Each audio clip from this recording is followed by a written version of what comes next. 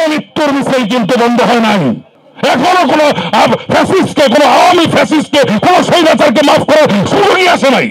ফ্যাসিস্টটা সমাজের সব জায়গায় আছেন। এখানেও হয়তো কেউ কেউ আছেন মাথা উঁচু করে বসে আছেন, বউকি ঝুঁকি মারছেন, তার দিকে কেউ আঙুল দেখায় কিনা আমরা সবাইকে চিনি। 138 জন শিশু ছিল যারা বাবা মায়ের কোলে মৃত্যুবরণ করেছেন এবং সেগুলো ছিল টার্গেট কিলিং। জাতিসংঘের তথ্যে সেটা বেরিয়ে এসেছে।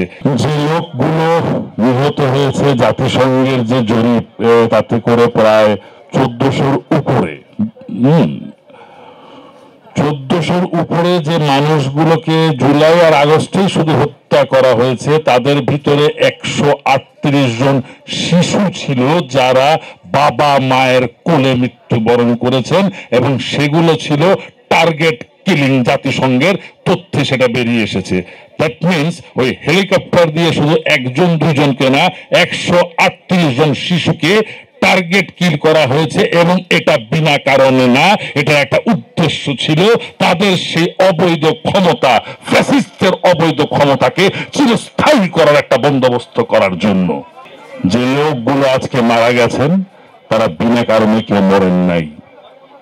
যারা আহত হয়েছেন তারা বিনা কারণে কেউ আহত হননি। তারা তাদের মাতৃভূমি, তাদের মানুষের অধিকার, মাতৃভূমি সার্বভৌমত্ব, মানুষের অধিকার, ভাতের অধিকার, ভোটের অধিকার, কথা বলার অধিকার, সর্বোপরি আমার বাঁচার অধিকার নিশ্চিত করার জন্য তারা রাজপথে হাতে মৃত্যু নিয়ে আন্দোলন নেমেছিল। তাদের জীবনের বিনিময়ে আমরা পেয়েছি একটি সুন্দর নতুন আরেকটি দ্বিতীয় স্বাধীনতা, যেটা 24 আগস্ট এবং জুলাইতে আমরা যে আন্দোলনের মাধ্যমে পেয়েছি।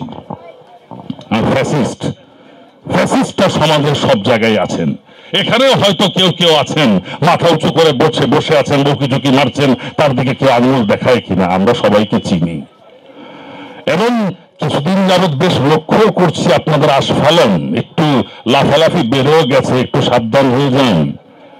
সহ্য করতেছি, সুযোগ দিচ্ছি, তার মানে মেনে নেই। কিন্তু এখনো মৃত্যুর মিছিল কিন্তু বন্ধ হয় নাই। এখন আমাদের আহত ভাইরা সুস্থ হয় নাই। এখনো কোন ফ্যাসিস্টকে, কোন আওয়ামী ফ্যাসিস্টকে, কোন স্বৈরাচারকে মাফ করার সুযোগই আসে নাই।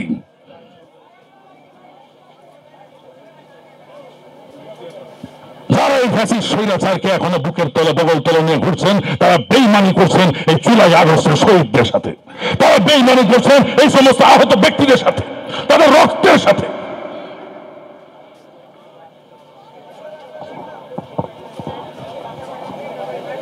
আজকের এই ইফতারি অনুষ্ঠানে আমার বক্তব্যটা অনেকটা রাজনৈতিক বক্তব্যের মতো হয়ে যাচ্ছে, যার জন্য আমি দুঃখিত, কিন্তু ভিতরের আবেগটাকে ধরে রাখতে পারি না।